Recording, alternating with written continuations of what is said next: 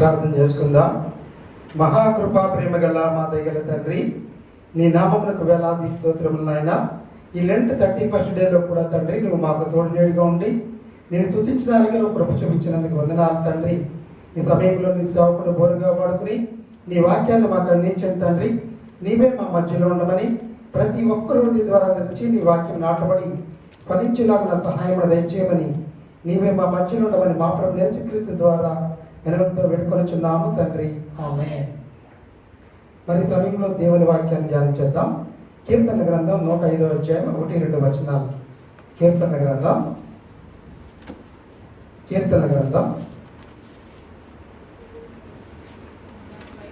105 first and second verse. యెహోవాకు కృతజ్ఞతాస్తుతులు చెల్లించుడి, ఆయన నామమును ప్రకటన చేయుడి, జనములలో ఆయన కార్యములను తెలియజేయుడి, ఆయనను గూర్చి పాడుడి, ఆయనను కీర్తించుడి, ఆయన ఆశ్చర్య కార్యములన్నిటిని గూర్చి సంభాషణ చేయుడి. ఈ ప్రపంచంలో మానవాళి ప్రారంభించిన కాడి నుంచి ఇప్పటి వరకు ఎవరు సంతోషంగా ఉన్నారు, ఎటువంటి ప్రజలు సంతోషంగా జీవిస్తున్నారు అని ఆలోచన చేస్తే దేవుడు నమ్మని ప్రజల కంటే దేవుని నమ్ముతున్న ప్రజలు సంతోషంగా ఉన్నారు. అంటే క్రైస్తవ మతం గురించి నేను చెప్పట్లా, కమ్యూనిస్ట్ కంట్రీస్ ఉన్నాయి, వాళ్ళు దేవుని నమ్మరు, నాస్తికులుగా ఉన్నారు. వాళ్ళకంటే దేవుని ఏదో ఒక రిలీజియన్ నమ్ముతున్న దేశాల్లో నెమ్మది సమాధానం ఉంది. ఏంటి అని ఆలోచిస్తే దేవుని నమ్మని ప్రజలు దేనికి భయపడట్లే. వాళ్ళు దేనికి భయపడకుండా ఆ రూలర్ ఒక కమ్యూనిస్ట్ విధానాల్లో, అంటే దాన్ని ఏమంటారు, నియంత్రణలాగా వ్యవహరిస్తూ పరిపాలన చేస్తున్నారు. వారికి స్వేచ్ఛ స్వతంత్రాలు లేవు. వారి జీవితాలు ఏమవుతున్నాయండి, సంతోషం సమాధానంగా లేవు. ఉదాహరణకి నార్త్ కొరియా ఇప్పటి కాలంలో. ఇంకా దేవుణ్ణి నమ్ముకొని మతాలను నమ్ముకున్న వారు దేవుడు అనేవాడు ఉన్నాడు, మనం ఒకవేళ తప్పు చేస్తే శిక్షిస్తాడు, నరకంలోనికి వెళ్తాం, మంచి చేస్తే పుణ్యకారం చేస్తే పరలోకానికి స్వర్గానికి వెళ్తాం అనే కాన్సెప్ట్ వారు హృదయంలో స్థిరపరచుకోవడం ద్వారా భయము అనేది ఏర్పాటు చేసుకుని కొన్ని తప్పులు చేయకుండా వారిని వారు కంట్రోల్ చేయడానికి అవకాశం జరుగుతూ ఇతరులకు ఇబ్బంది కలిగించకుండా బ్రతకడం అనేది నేర్చుకున్నారు. కాబట్టి అప్పటి దినాల్లో ఒక 150-200 years బ్యాక్ మనిషి బ్రతకడం చాలా ఈజీగా ఉండేది. అంటే ఇంత కష్టపడి ఉద్యోగాలు చేసుకొని కష్టపడితే కానీ రెక్కాడితే కానీ డొక్కాడిన పరిస్థితి కాదు. అప్పుడు ఏమవుతుందంటే ఉమ్మడి కుటుంబాల్లో అందరికీ పొలాలు ఉండేవి, మెటీరియలిస్టిక్ కంఫర్ట్స్ అనేది పెద్ద ఉండేవి కాదు, అందరూ ఈజీగా బతికేస్తూ ఉండేవారు. బ్రతకడం అనేది పెద్ద కష్టంగా ఉండేది కాదు, చాలా ఈజీగా ఉండేది.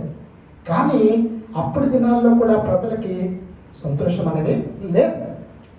ఇప్పుడు దినాల్లో అసలు ఉద్యోగం లేకపోయినా ఒక దినము మనం ఎలా గడవాలో మనకి చాలా టెన్షన్గా ఉంటుంది, దానితోనే మనకి నెమ్మది కోల్పోతాం. కానీ అప్పటి దినాల్లో అన్ని సమృద్ధిగా ఉండి అన్ని ప్రశాంతంగా ఉన్నప్పటికీ మనుషుల్లో సంతోషం లేదు. కారణం ఏంటంటే వారి స్వభావం అనేది అప్పుడు ఇప్పుడు కూడా ఎప్పుడూ ఒకలాగే ఉంది. ఎందుకు లేదు? మనిషితో మాట్లాడుతున్నప్పుడు తినడానికి తిండి ఉంది, ఉండడానికి ఇల్లు ఉంది. కానీ మనిషితో మాట్లాడుతున్నప్పుడు ఎలా మాట్లాడుతున్నాడండి? ప్రేమపూర్వకంగా మాట్లాడలేకపోతున్నాడు, సమాధానపూర్వకంగా మాట్లాడలేకపోతున్నాడు. ఈ అసూయలు, ద్వేషాలు, ఈర్ష్యలు, గుండెలు, ఇంకా ఈ లోకంలో ఉన్న స్వభావం అంతా అప్పటి మనుషుల్లోనే ఉంది. కాబట్టి తినడానికి తిండి, ఉండడానికి ఇల్లు ఉన్నప్పటికీ వారు సంతోషంగా లేకుండా ఒకరినొకరు గాయపరుచుకునేవారుగా ఉన్నారు. ఒకే ఇంట్లో ఉన్నారు, అంత ప్రశాంతమైన పల్లెటూరు వాతావరణం, చక్కని వాతావరణం, నిర్మలమైన మనసులు. కానీ హృదయం అనేది చాలా మోసకరమైనది. కాబట్టి పాపం అనే స్వభావంతో ఉంది. కాబట్టి వారి మాటల ద్వారా సంతోషాన్ని కోల్పోతూ ఉండేవారు. మరి ఇప్పటి దినాల్లో కూడా ఎంత పరిస్థితులు వచ్చినా అదే స్వభావం మనిషిలో కంటిన్యూ అవుతుంది. కాబట్టి ఈ లోకంలో సంతోషంగా ఉండాలి అంటే మనం ఏం చేయాలండి? మనం ఎలా ప్రవర్తించాలో ప్రాక్టీస్ చేయగలగాలి. ఈ లోకంలో చిన్న పిల్లలు పుట్టినప్పుడు నలుగు పెట్టి ఫుల్గా ఎక్సర్సైజ్ చేస్తూ ఉంటారు. ఎందుకంటే ఫిజికల్ ఎక్సర్సైజ్ కదా, హాయిగా సాంబ్రాణిస్తే నిద్రపోతూ ఉంటాడు. మనం కూడా ఫిజికల్ ఎక్సర్సైజ్ చేస్తూ ఉంటాం. కొంతమంది మాట అది ఎదిగే కొద్ది అప్పుడు ఏం చేస్తూ ఉంటారు? స్పీచ్ థెరపీ చేస్తూ ఉంటారు. స్పీచ్ థెరపీ చేస్తే మాట బాగా వస్తూ ఉంటుంది. ఫిజికల్ ఎక్సర్సైజ్ చేస్తాం. అలాగే మెంటల్ ఎక్సర్సైజ్, మెచ్యూరిటీ లేకపోతే వారికి మెంటల్ ఎక్సర్సైజ్ చేస్తూ ఉంటాం. కదా. ఇలా ఎక్సర్సైజ్ చేయడం ద్వారానే, ప్రాక్టీస్ చేయడం ద్వారానే మనం అందులో గ్రోత్ అనేది అవుతాం కదా. చదువైనా అంతే కదా. వితౌట్ ప్రాక్టీస్, వితౌట్ కష్టపడకుండా ఉద్యోగాల్లో ఎలా అభివృద్ధి చెందుతారు? కష్టపడి నేర్చుకోవడం ద్వారానే కదా, ప్రాక్టీస్ చేయడం వల్లే కదా. కాబట్టి ఈ రోజున మనిషి జీవించే జీవిత విధానంలో కొన్ని ప్రాక్టీస్ చేయాల్సిన అవసరం చాలా ఉంది. అది ప్రాక్టీస్ చేయకపోతే ఒక మిరాకిల్ లాగా మనలో మార్పు అనేది రాదు. ప్రార్థన చేసుకుంటూ ఈ ఫార్ములాస్, వాక్యం అనే ఫార్ములాస్ని మన హృదయంలో పెట్టుకుని దాన్ని అప్లై చేసుకుంటూ ప్రార్థన చేసుకుంటూ మనం ప్రాక్టీస్ చేయవలసిన వారమే ఉన్నాం. మ్యాథమెటిక్స్ ఫార్ములాస్ అన్నీ వచ్చు, కానీ మ్యాథమెటిక్స్ కొన్ని మ్యాథ్స్ ప్రాబ్లమ్స్ సాల్వ్ చేయాలి కదా. నువ్వు సాల్వ్ చేసి ఎన్ని ఎక్కువ సాల్వ్ చేస్తావంటే ఈ యొక్క ఫార్ములాస్ మీద అంత కమాండ్ గ్రిప్ అనేది నీకు వస్తుంది. ఇందాక మా అబ్బాయి అడుగుతున్నాడు, డాడీ నేను కొన్ని క్వశ్చన్స్ అడుగుతాను డిఫరెన్షియేషన్లో చెప్తావా అన్నాడు. అడగరా చెప్తాను. ఏదైనా టక చెప్తున్నా. నేను ఎప్పుడు చదివాను ఇంటర్మీడియట్? ఎప్పుడు చదివాను? మీరు పుట్టారో లేదో? ఏ 20 years బ్రదర్, ఇంకెప్పుడో చదివాను. మీరు పుట్టుంటారు 37 years అయింది. అప్పుడు చదివిన డిఫరెన్షియేషన్లో టక చెప్తున్నా. మరి ఇప్పుడు నువ్వు రన్నింగ్లో ఉన్నావు కదా, మరి అప్పుడు నేను ఎందుకు అంత నాకు గుర్తున్నాయంటే అంతగా ప్రాక్టీస్ చేస్తాను నేను. అంతగా ప్రాక్టీస్ చేయడం వల్ల నువ్వు ఏది అడుగు, అటు నుంచి ఇటు అడుగు, ఇటు నుంచి అడుగు, ఇప్పుడు కూడా నేను చెప్పగలుగుతున్నా. కాబట్టి ప్రాక్టీస్ అనేది చాలా ప్రాముఖ్యమైనది. ఎక్సర్సైజ్ అనేది చాలా ప్రాముఖ్యమైనది. ఈ రోజున మనం ఏమి ఎక్సర్సైజ్ చేయాలంటే, దేవుని బిడ్డలుగా మనం సంతోషంగా సమాధానంగా ఉండాలంటే ప్రతి దినము మనం మాట్లాడే తీరు ఏ విధంగా దేవుని బిడ్డలు ఉండాలి అనే విషయాన్ని జ్ఞాపకం చేస్తున్నాడు. చూడండి 1-2 వచనాల్లో Psalms 105, 1 and 1st verse, 2nd verse లో చూడండి. యెహోవాకు కృతజ్ఞతలు చెల్లించుడి. కాబట్టి దేవుని నమ్ముకున్న బిడ్డలు ఏం చేస్తూ ఉండాలి? డైలీ ప్రాక్టీస్ కృతజ్ఞతాస్తుతులు చెల్లిస్తూ ఉండాలి. దేవునికి ప్రతి దినము నువ్వు కృతజ్ఞతాస్తుతులు చెల్లించాలి. ప్రార్థన ద్వారా, పాటల ద్వారా కృతజ్ఞతాస్తుతులు చెల్లించాలి. నీ జీవితంలో అడుగు తీసి అడుగు వేసినప్పుడు చిన్నది కొనుక్కున్నా, ఏది జరిగినా అది చాలా చిన్న విషయంగా నువ్వు భావించకూడదు. కానీ ప్రతి ధ్యానికి ప్రార్థనాపూర్వక కృతజ్ఞతలు చెల్లిస్తూ పాటల ద్వారా దేవుని స్తుతించేవాడుగా ఉండాలి. అలా చేయడం ద్వారా దేవుని బిడ్డలు సంతోషంగా ఉండగలుగుతారు. ఈ ప్రాక్టీస్ మన జీవితంలో చేయగలగాలి. చిన్న ఎరైజర్ కొనండి, చిన్న పెన్సిల్ కొనండి, అది ప్రార్థన చేస్తే కానీ దాన్ని ప్రారంభించకూడదు అనే అలవాటు పిల్లలకు నేర్పించాలి. మన జీవితంలో కూడా నేర్చుకోవాలి. ఒక కొత్త బ్రష్ కొన్నాం, బ్రష్ కూడా ప్రార్థన అవసరమా? చేసుకోవాలి. అలాగా దేవునికి ప్రతి దినము ప్రతి విషయంలో కూడా నువ్వు కృతజ్ఞతలు చెల్లించే వాడుగా నువ్వు ప్రాక్టీస్ చేయడం ద్వారా ఉండాలని దేవుని బిడ్డలకి దేవుడు తెలియజేస్తున్నాడు. కాబట్టి దేవుని బిడ్డలు మొట్టమొదటిగా ఏం ప్రాక్టీస్ చేయాలండి? ప్రతి విషయంలో దేవునికి కృతజ్ఞతాస్తుతులు చెల్లించే వారంగా ఉండాలి, పాటల ద్వారా, ప్రార్థన ద్వారా. రెండో విషయం ఏం చేయాలంటే ఆయన నామాన్ని ప్రకటన చేస్తూ ఉండాలి. దేవుని నామాన్ని, దేవుడు ఏమై ఉన్నాడో, దేవుడు ఎంత గొప్పవాడో ప్రకటన చేయాలి. నువ్వు ఏ మత గ్రంథం తీసుకున్నా, ఎన్ని రిలిజన్స్ తీసుకున్నా, ఇలాంటి మత గ్రంథాలు ఉంటాయి కదా, 2 పాటలు ఉంటాయండి. ఒకటి దేవుడి గురించి, తన గురించి తను చెప్పుకుంటుంది. రెండో పార్ట్ ఏంటంటే మనిషి ఏ విధంగా జీవిస్తే సంతోషంగా సమాధానంగా జీవించగలుగుతాడో దేవుడు కొన్ని మాటలు చెప్తూ రాసుకుంటుంది ఇక్కడ. అప్లికేషన్ అన్నమాట. నువ్వు ఇలా ఉంటే అలా ఉంటావు, అలా ఉంటే ఇలా ఉంటావు, సంతోషంగా ఉంటావు అని రాస్తూ దానివల్ల ఫ్రూట్స్ను కూడా చెప్తూ రాసుకుంటుంది. 2 పాటలు. దేవుడి గురించి మనం చదువుతున్నప్పుడు ఆయన ఎందుకు సంపూర్ణంగా విశ్వసించి ఆయన ఏమని చెప్పడం లిటరల్గా అదే నమ్మాలంతే. ఇంకా ఆయన గురించి మనం రీసెర్చ్ చేయకూడదు. ఆయన గురించి రీసెర్చ్ చేసి లాజికల్గా అప్లై చేయకూడదు. ఆయన ఏమని చెప్పాడో నువ్వు సంపూర్ణంగా ఆయన్ని ఉన్నట్టుగా విశ్వసించాలి. డైరెక్ట్ లిటరల్గా టెక్స్ట్ ఎలా ఉందో అలాగే దాన్ని మనం చదివి అర్థం చేసుకుని దాన్ని విశ్వసించగలగాలి. దాన్ని లాజికల్గా కానీ ఇంకో కోణంలో కానీ అర్థం చేసుకోవడానికి ప్రయత్నం చేయకూడదు. చేస్తే నీ విశ్వాసము సున్నా అయిపోతుంది. ఇంక ఈ అప్లికేషన్ పార్ట్లోకి వచ్చినప్పటికీ మనం బాగుపడడం అనేది చాలా ప్రాముఖ్యమైన విషయం. టీచరు ఎలా చెప్తున్నా నీకు అవసరం లేదు. టీచర్ ఏంటి, టీచర్ యొక్క బ్యాక్గ్రౌండ్ ఏంటి, ఏం చదువుకున్నారు, అవన్నీ నీకు అవసరం లేదు. ఆ రీసెర్చ్ నీకు అవసరం లేదు. నీకు 0 నాలెడ్జ్ ఉంది. బాగా చెప్పే టీచర్ అయినా, బాగా చెప్పిన టీచర్ అయినా వాళ్ళు చెప్పే దాంట్లో వచ్చి ఒకరి దగ్గర నుంచి 90% నువ్వు తీసుకుంటావు, ఒకరి దగ్గర నుంచి 10% తీసుకుంటావు కదా. నీకు రాందే చెప్తున్నారు కదా అవతల వ్యక్తులు. కాబట్టి నీకు నువ్వు అభివృద్ధి చెందడానికి వాళ్ళ దగ్గర నుంచి తీసుకోవడం గురించి మాత్రమే నువ్వు ఆలోచన చేయాలి. కానీ చాలామంది అయితే ఏం ఆలోచిస్తారంటే టీచర్ గురించి రీసెర్చ్ చేస్తూ ఉంటారు.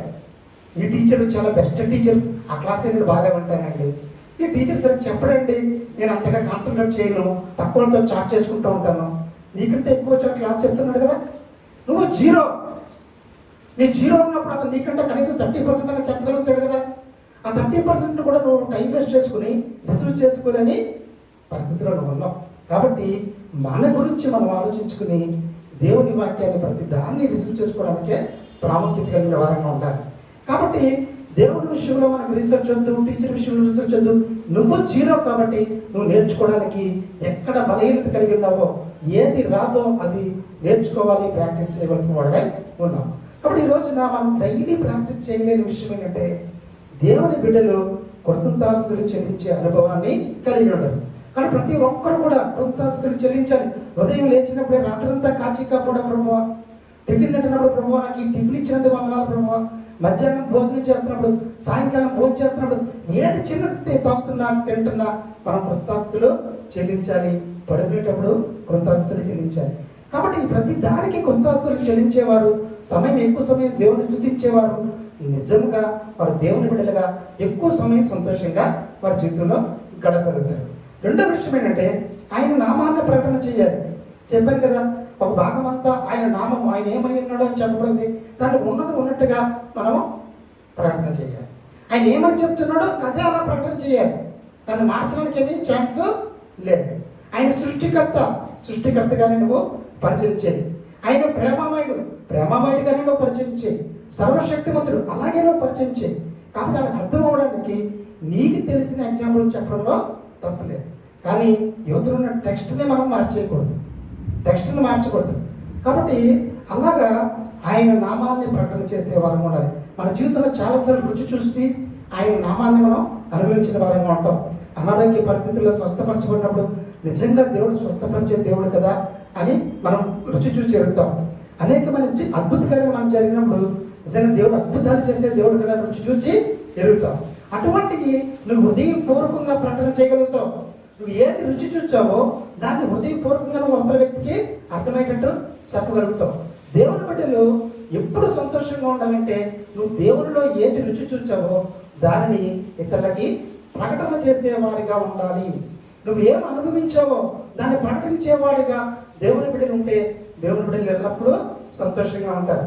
మూడోది ఏంటంటే జనములలో ఆయన కార్యములను తెలియచేయాలి. ప్రజలందరూ ఎక్కడున్నారో ఆయన అద్భుత కార్యాలు, ఆయన ఆశ్చర్యకారాలని నువ్వు తెలియచేయడానికి ఆసక్తి కలిగిన వాడిగా ఉండాలి. ఎందుకంటే బాధ్యత అనేది చాలా ప్రాముఖ్యం. బాధ్యత లేని పిల్లలు ఉన్నా లేకుండా ఉంటే కదండి. ఇప్పుడు తల్లిదండ్రులను చూడని పిల్లలు ఉంటే ఏంటి లేకుంటే ఏంటి, ఫలాలు లేని చెట్టు ఉంటే ఏంటి లేకుంటే ఏంటి, మనకు ఉపయోగం లేదు కదా. బాధ్యత లేని పిల్లలకి ఎలాగో ఆయన కార్యాలను జనుల్లో తెలియచేయకపోయిన వారు కూడా బాధ్యత లేని వారే. కాబట్టి ఆయన కార్యాలను జనుల్లో తెలియచేయడం నీ బాధ్యత అయిన బిడ్డగా, నువ్వు ఆయన బిడ్డగా ఆయన భారాన్ని నువ్వు కలిగి ఉండాలి. అటువంటి కార్యాలను నువ్వు జనుల్లో తెలియచేయగలిగిన పరిస్థితుల్లో నువ్వు ఉంటే నువ్వు ఈ లోకంలో ఎల్లప్పుడూ కూడా సంతోషంగా ఉంటావు. నాలుగోది ఏంటంటే ఆయన గురించి పాడుడి, ఆయనని కీర్తించుడి, ఆయన ఆశ్చర్యకార్యాలన్నీ సంభాషణ చేయడు. కాబట్టి ఎల్లప్పుడూ పాడుతూ ఉండాలి, కీర్తిస్తూ ఉండాలి, ఆయన ఆశ్చర్యకార్యాలన్నీ సంభాషణ చేస్తూ ఉండాలి, కాన్వర్జేషన్ చేస్తూ ఉండాలి. ఆయన ఆశ్చర్యకార్యాలని మన ఇతరులతో షేర్ చేసుకుంటూ ఉండాలి. ప్రకటన చేయడం అనేది గ్రూప్గా ప్రకటన చేస్తూ ఉంటాం.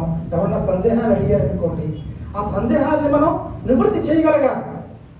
ఎవరైనా సందేహాలు అడిగారనుకోండి, వాటికి అర్థమయ్యే రీతిలో సంభాషించగలగాలి. కాన్వర్జేషన్ అంటే రెండు వైపులా జరిగేదాన్ని కాన్వర్జేషన్ అంటారు. సంభాషణ. ప్రకటన చేయడం అంటే ఒకవైపే జరుగుతూ ఉంటుంది. నేను చెప్తూ ఉంటాను, మీరు వింటూ ఉంటారు అంతే. కానీ సంభాషణ అనేది రెండు వైపులు బోత్ సైడ్స్ జరుగుతూ ఉంటుంది. వాళ్ళు డౌట్స్ అడుగుతూ ఉంటారు, యువతలు దానికి ఆన్సర్ చేస్తూ ఉంటారు. అలాగే వాళ్ళు అలాగా మ్యూచువల్గా జరగాలి. అటువంటి విషయాల్లో దేవుని యొక్క జ్ఞానము వివేచన ఉపయోగించి నువ్వు అవతల వారికి దేవుని యొక్క జ్ఞానంతో వారికి అర్థమయ్యే రీతిలో, సున్నితంగా వారికి అర్థమయ్యే రీతిలో చెప్పగలిగిన స్థితి ఉండాలి. కాబట్టి దేవుని బిడ్డలు ఇప్పుడైనా అప్పుడైనా సంతోషంగా ఉండాలంటే ఈ 4 పనులు చేయాలి. ఏంటంటే ఆ 4 పనులు? యెహోవాకు ఎప్పుడు కృతజ్ఞతాస్తుతులు చెల్లించేవాడుగా ఉండాలి. ప్రతి చిన్న విషయంలో కృతజ్ఞతాస్తుతులు చెల్లించాలి. నెంబర్ 2, ఆయన నామాన్ని, ఆయన నామం ఏంటో ఉన్నది ఉన్నట్టుగా ప్రకటన చేసేవాడుగా ఉండాలి. నువ్వు రుచి చూచిన దాన్ని ఇంకా అద్భుతంగా వారికి చెప్పగలుగుతావు. 3వది ఏంటంటే జనములలో ఆయన కార్యములను తెలియజేయాలి. సిగ్గుపడకూడదు. అవకాశం ఉన్నప్పుడు, ఎక్కువ మంది ఉన్నప్పుడు ఆ అవకాశాన్ని జారవిడుచుకోకూడదు.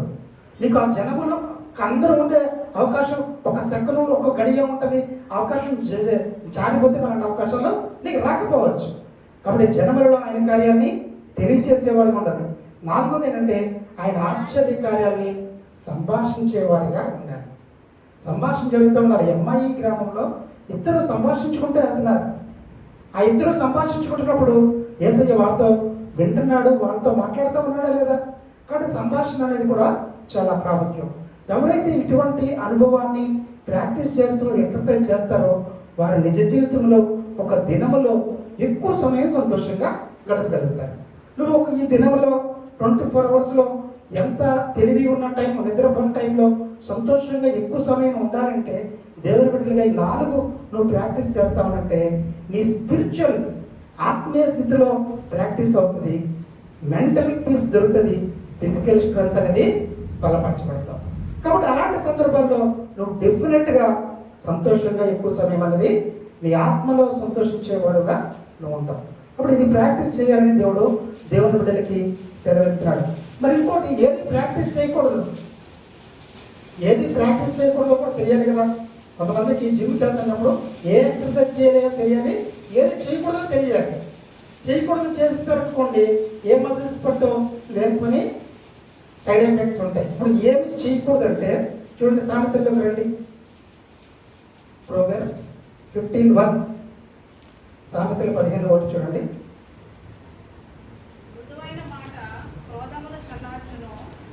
మృదువైన మాట క్రోధమును చల్లార్చును, నొప్పించు మాట కోపమును రేపును. నొప్పించు మాట కోపమును రేపును. మనం ఏం చేయకూడదంట? నొప్పించే మాట మాట్లాడకూడదు. చేయకూడదు. ఏం ప్రాక్టీస్ చేయాలండి? నొప్పించే మాటలు మనం మాట్లాడుతుంటే అది మాట్లాడకూడదు, దాన్ని ప్రాక్టీస్ చేయాలి. అది కంట్రోల్ చేసుకోవడం అనేది ప్రాక్టీస్ చేయాలి. ప్రార్థన చేసుకోవాలి, ప్రాక్టీస్ చేయాలి. కొన్ని సందర్భాల్లో మనకు తెలియకుండానే వచ్చేస్తుంది. అసలు మనం సమయం ఇచ్చే లోపే మనకి మాట వచ్చేస్తుంది కదండి. నొప్పించే మాట ఎంత సెకండ్లో త్రిపాట్లో మన నోట్లో వచ్చేస్తుందా? అసలు మనం కంట్రోల్ చేసుకుందాం అనే లోపే తోటల్ లాంటి మాటలు వచ్చేస్తూ ఉంటాయి. నొప్పించే మాటను మనం కంట్రోల్ చేసుకోకపోతే మన కోపం రేపే వారంగా ఉంటాం. అది ప్రాక్టీస్ చేసి కంట్రోల్ చేసుకుని ప్రార్థనాపూర్వకంగా ప్రాక్టీస్ చేసే వారంగా ఉండాలి. మొదటి. రెండోది ఏంటంటే చూడండి, 2వ వచనం చూడండి. జ్ఞానుల నాలుక మనోహరమైన జ్ఞానాంశముల పలుకును, బుద్ధిహీనుల నోరు మూఢవాక్యముల కుమ్మరించును. రెండోది ఏంటి? మూఢవాక్యముల కుమ్మరించే విధానాన్ని పోగొట్టుకోవాలి. ఒకవేళ నువ్వు మూఢవాక్యాలు కుమ్మరించుకుంటున్నావు అనుకోండి, నువ్వు బుద్ధిహీనుడు అనమాట. కాబట్టి అటువంటి బుద్ధిహీనుడు కాకుండా మూఢవాక్యాలు కుమ్మరించకుండా ఉండే అనుభవాన్ని ప్రాక్టీస్ చేయాలి. మూఢవాక్యం అంటే ఏంటి?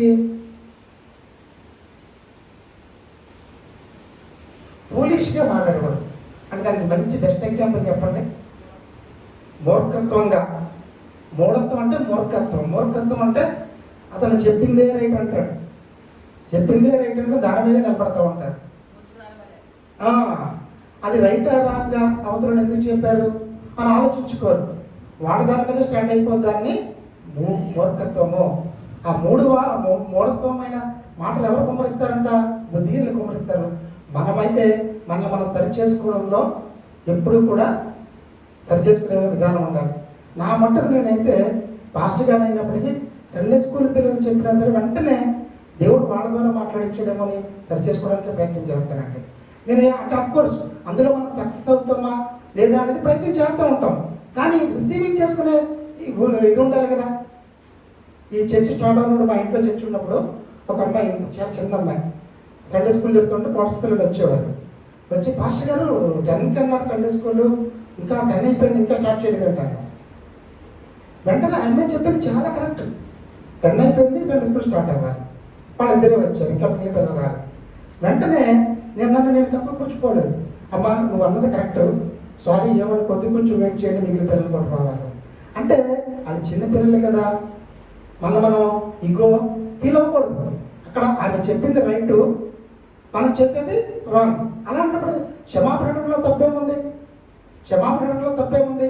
వెంటనే సారీ అమ్మా, ఇంకెవరో మిగిలిన పిల్లలు రాలేదు, నువ్వు చెప్పింది కరెక్టే అని. ఆ ఇన్సిడెంట్ ఇప్పుడు దాకా నాకు ఎందుకు గుర్తుపోయిందంటే, చిన్న పిల్లలు చెప్తున్నా అవతల వ్యక్తులు వాళ్ళ ద్వారా దేవుడు మాట్లాడుతున్నాడేమో అందుకని మనం రిసీవ్ చేసుకునే మైండ్ సెట్ అనేది ఉండాలి.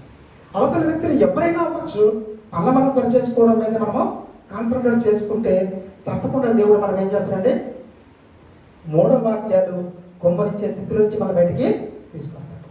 మూడోదిగా ఏంటంటే సామెతలు 15:4 చూడండి. 15:4 జీవవృక్షము దానిలో కుటిలతో ఎండిన ఎడల ఆత్మకు భంగము కలుగును. మనం మాట్లాడే మాటలో కుటిలత ఉండకూడదు. కుటిలత అంటే ఏంటి? కపటత్వం, కుటిలత, నాటకీయత. ఒక రకంగా చెప్పాలంటే వేషధారణ అనమాట. వేషధారణ ఉండకూడదు. వేషధారణ అనేది కుటిలత్వం. ఇప్పుడు మనుషులు అంటే పసిగట్టలేకపోవచ్చు, కానీ దేవుడు పసిగట్టడండి. ఏమంటూ ఉంటారు, దేవుని దగ్గరికి మనం రాము. అప్పుడు ఏం చెప్పుకోవాలి? ప్రభు నేను రాలేకపోయాను, అంత ఆసక్తి కలిగి రాలేకపోయాను. ఉన్నట్టుగా ఒప్పుకుంటే మంచిదే. ఏ విషయంలో ఉన్న తప్పిపోయిన విషయాలు ఉన్నట్టుగా ఒప్పుకుంటే పర్లేదు. కానీ దేవుడు చూసుకుంటాడులే. దేవుడు నేనేంటో దేవుడికి తెలుసు, మనుషులు ఎవరికి తెలుసు? మనుషులకు కూడా తెలుసు కదా. నీ సాక్ష్యం మనుషుల మధ్య ఉందా, దేవుడి దగ్గర ఉందా? అసలు నువ్వు మనుషుల మధ్య నువ్వు బతుకుతున్నావు. మన జీవిత సాక్ష్యం అనేది, మన క్రియలు అనేది, మన జీవితం అనేది మనుషుల మధ్య ఉంది. కాబట్టి మనం ఉన్నట్టుగా ఒప్పుకోవడం తప్పితే మన మాటల్లో వేషధారణ కానీ, కపటత్వం కానీ, కుటిలత కానీ ఉండకూడదు. కాబట్టి అది లేకుండా మనం తప్పకుండా ఉండాలి, అది ప్రాక్టీస్ చేయగలగాలి. ఉన్నట్టుగా బోల్డ్గా చెప్పడం అనేది నేర్చుకోవాలి. దానివల్ల నష్టమేం లేదు, కానీ మనం ఏం తగ్గిపోం, కానీ తగ్గిపోయిన నష్టం లేదు. కానీ మన కుటిలత అనేది మనం అసలు మాట్లాడకుండా ప్రాక్టీస్ చేయవలసిన వారమే ఉంటాం. అలాగే సామెతలు 15:7 చూడండి. 15:7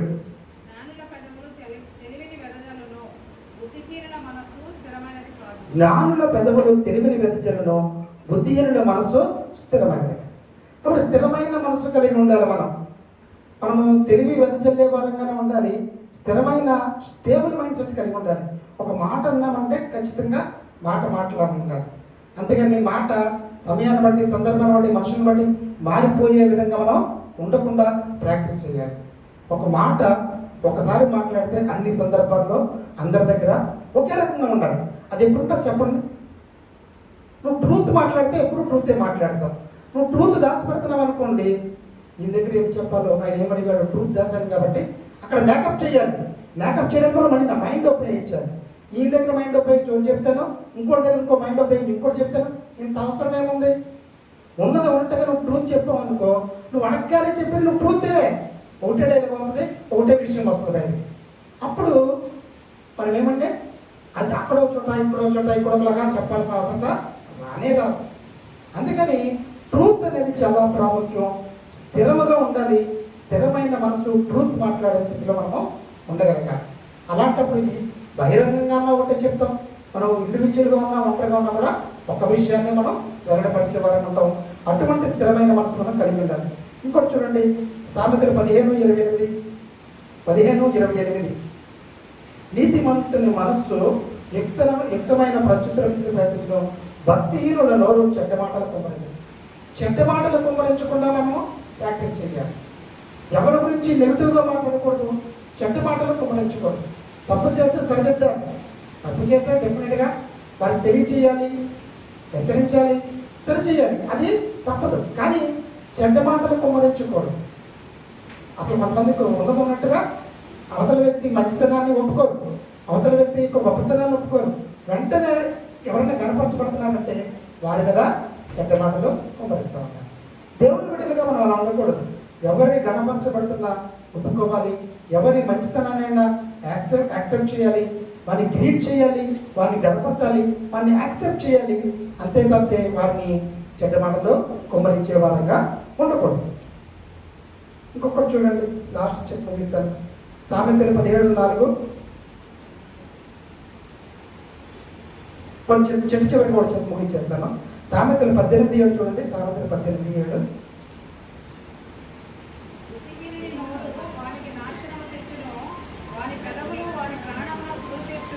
బుద్ధిహీనుని నోరంట వానికి నాశనము తెచ్చును, వాని పెదవులు వాని ప్రాణమునికే కొరికించు.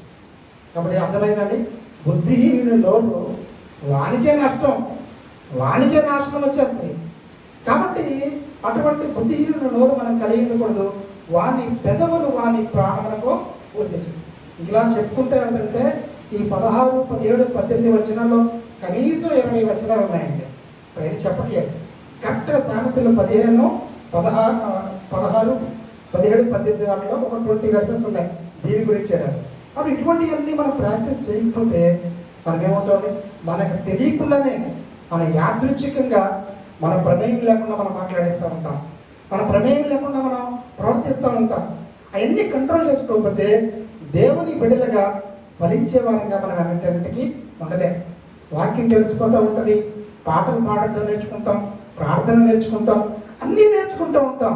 ఈ జీవితంలో ఇది ప్రాక్టీస్ చేయకుండా దీంట్లో మనకి అన్నది ఏది చేయకూడదో దాని విషయంలో ప్రాక్టీస్ చేయకుండా కంట్రోల్లో ఉండలేం.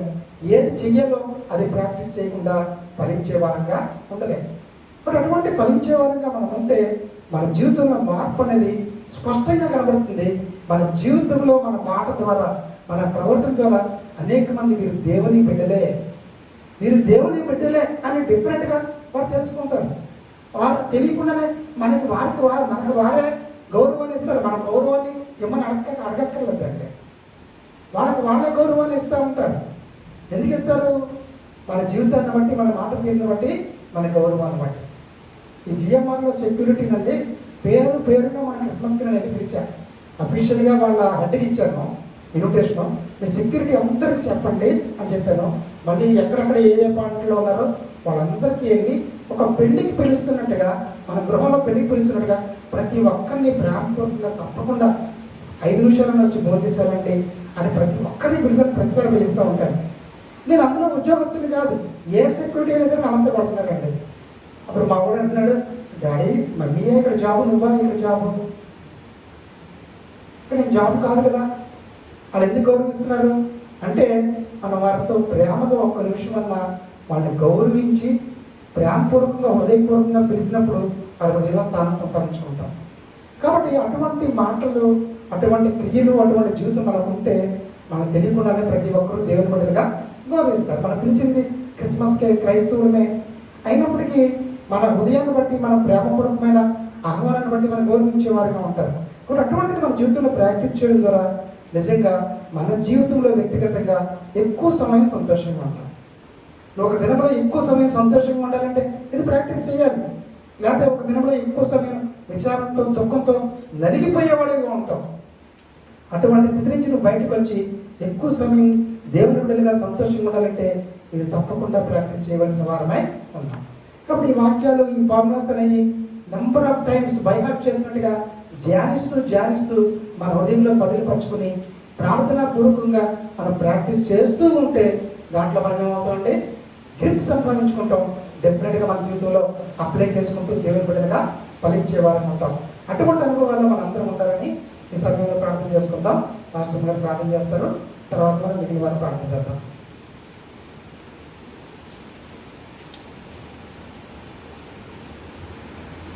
మేము